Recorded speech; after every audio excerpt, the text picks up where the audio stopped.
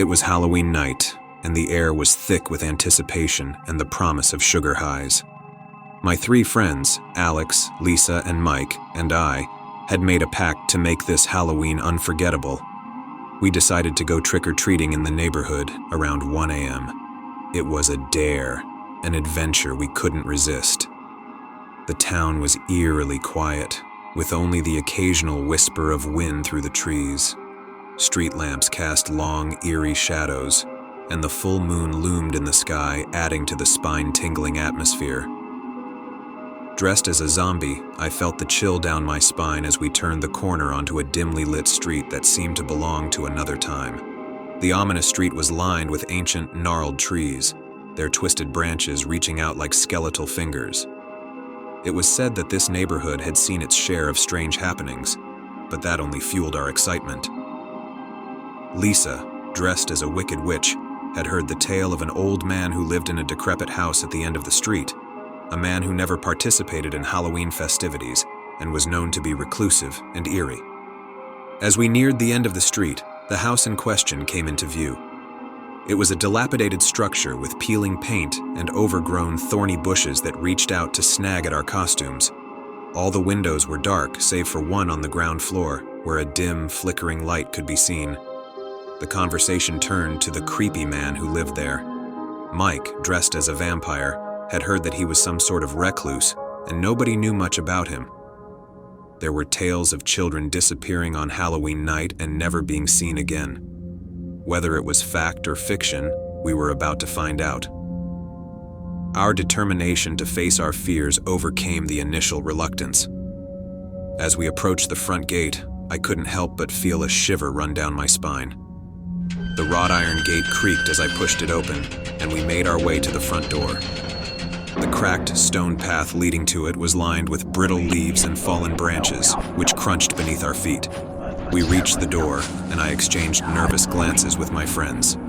There was a long moment of hesitation before Alex, dressed as a werewolf, rang the doorbell. A heavy silence followed, and we were just about to turn and flee when the door swung open with a slow, eerie creak. Standing in the doorway was a man who appeared as though he had stepped out of a horror movie. His clothes were ragged and dirty, and his wild, unkempt hair clung to his haggard face. His eyes were sunken, and they stared at us with an unsettling intensity. "Trick or treat," Mike stammered, holding out his bag for candy. The man said nothing, just continued to fix us with that unblinking gaze. Lisa, with a quiver in her voice, piped up, "Are you okay, mister?" Finally, the man's lips curled into a grotesque smile. "Oh, I'm more than okay. Won't you come in and join me for a while?" The invitation took us by surprise, and a tense silence hung in the air. There was an unspoken understanding among us that something about this situation wasn't right. But the lure of a genuine Halloween thrill overpowered our fear. Reluctantly, we stepped over the threshold and into the man's dimly lit home.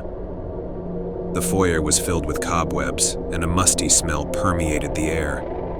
The man led us deeper into the house, and I couldn't help but notice that the flickering candlelight cast long, eerie shadows on the walls. As we entered the living room, it became evident that this place was a haven for the bizarre. Antique furniture covered in dusty cloths lined the room, and strange, esoteric symbols were etched into the wooden floor. It was clear that this man was no ordinary recluse. Our unease grew as we took our seats on a tattered sofa. The man, whose name we still did not know, began to tell us an odd and unsettling story about a curse that had plagued his family for generations. He spoke of rituals and otherworldly beings that were bound to this very house. It was then that I realized we had made a grave mistake. This was no ordinary Halloween thrill. This was a descent into madness. The atmosphere in the room grew heavier, and I could feel a sense of impending doom wash over us. Suddenly, the man's demeanor changed. His smile widened, and his eyes gleamed with an unsettling malevolence. "You see, the curse requires a new set of souls to continue its existence. You have unwittingly become part of the ritual." With those words, he lunged at us, revealing that he was not as feeble as he had appeared.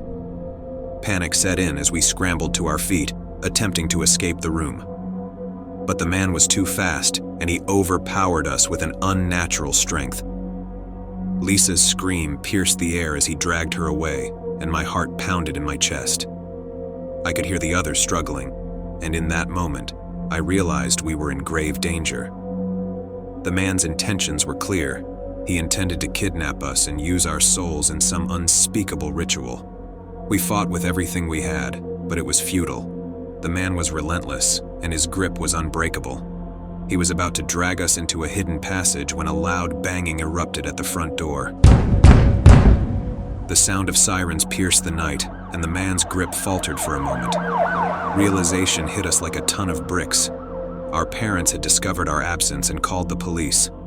The man was now faced with a choice: release us and face the consequences, or continue with his sinister plan. He chose the former, shoving us into the hidden passage and sealing it behind us. In the dark, cramped space, we huddled together, gasping for breath and shaking with fear. The sounds of a struggle and police commands echoed through the house, and it became clear that the man was being arrested, but we were still trapped with no way to escape. Hours passed, and it felt like an eternity in that suffocating darkness. Finally, a muffled voice reached our ears. It was a police officer who had discovered the hidden passage. With trembling hands, we crawled out, disheveled and terrified. The police took our statements and assured us that the man would be prosecuted to the fullest extent of the law. Our parents arrived, their faces etched with relief and worry, and we were enveloped in their loving arms. It was a nightmarish Halloween we would never forget. In the aftermath of that harrowing Halloween night, we learned that the man had indeed been involved in dark, occult practices. He had been kidnapping children for years, attempting to use their souls in rituals to maintain his unnatural existence. We were fortunate to have escaped his clutches, but the horror of that night would haunt our dreams for years to come. The incident had a lasting impact on us. It's been 6 years since the incident took place.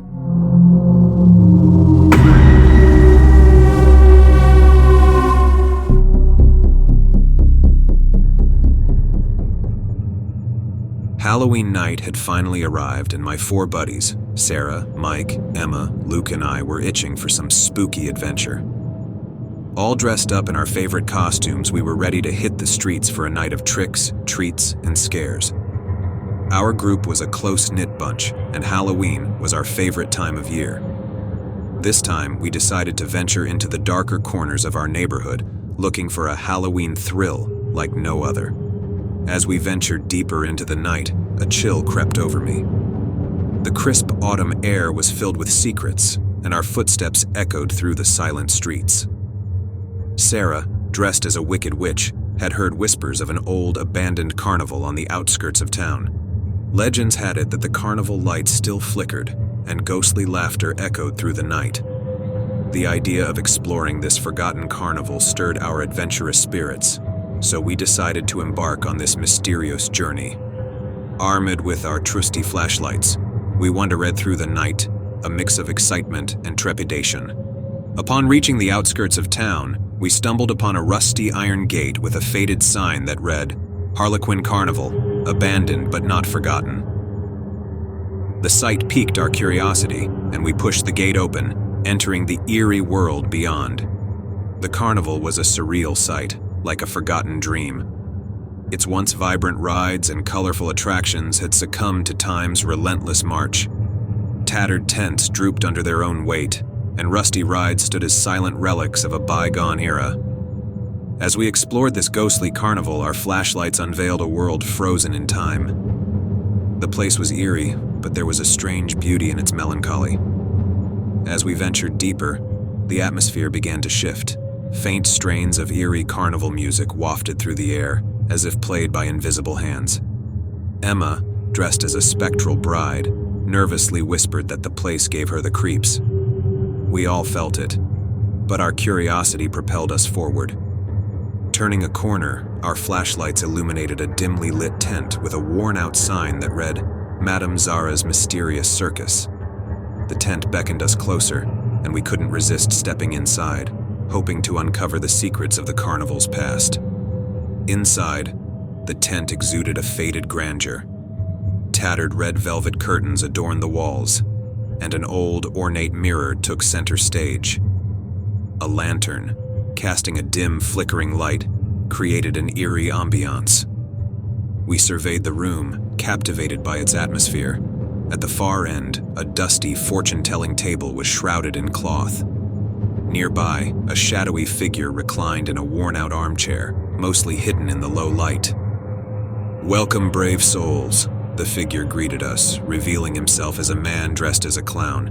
His face was adorned with a sinister grin that sent shivers down our spines. Mike, dressed as a pirate, exchanged puzzled glances with the rest of us. The clown, who introduced himself as Madcap, invited us to take a seat and participate in a peculiar carnival game. An air of uncertainty hung around us, but our curiosity overshadowed our unease. Madcap explained the rules of the game. We would spin a wheel, and whatever number it landed on would determine the challenge we had to undertake. These challenges, he claimed, would reveal hidden truths about ourselves. One by one, we took our turns spinning the wheel, and as the challenges unfolded, a strange tension filled the tent. Challenges range from sharing a secret to performing bizarre tasks, like dancing with an invisible partner. Each challenge seemed to draw us deeper into the eerie carnival's mystique. Finally, it was my turn to spin the wheel. With bated breath, I gave it a whirl. When I opened my eyes, the number was 7. Madcap's grin grew wider and he announced the challenge: to answer a riddle. "Here's your riddle," Madcap said, his voice taking on an eerie quality. "What creeps in the night, hiding in plain sight with a twisted grin and a heart so dark? It's a nightmare come true, leaving its mark." The riddle sent a shiver down my spine, and I could feel the weight of his words in the air. As I pondered the riddle, the room grew still, and the atmosphere became stifling. Finally, the answer struck me. "A killer clown?" I stammered, and a gasp swept through the room. Madcap's grin widened, revealing a set of sharp, pointed teeth. "That's correct," he said in a low, menacing tone. "But there's one more part to the challenge." Reaching under the table, he produced an old, rusty key.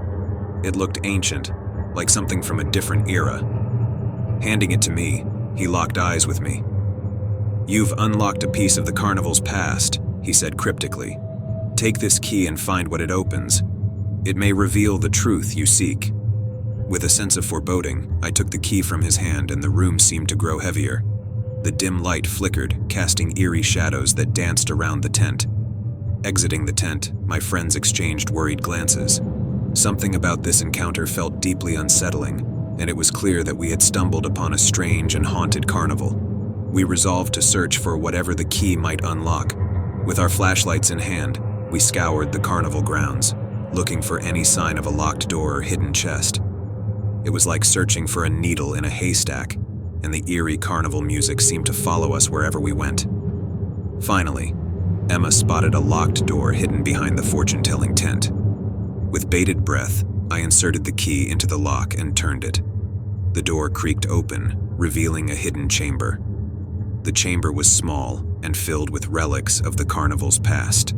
Faded posters, old costumes, and a collection of eerie masks lined the walls. But what caught our attention was a dusty, leather-bound journal that sat on a wooden table. I opened the journal, and as I began to read its entries, a sense of dread washed over me. The journal revealed the dark history of the carnival, a place plagued by a malevolent force that had taken root long ago. It spoke of a killer clown, a being that had haunted the carnival for generations, luring unsuspecting souls into its twisted games.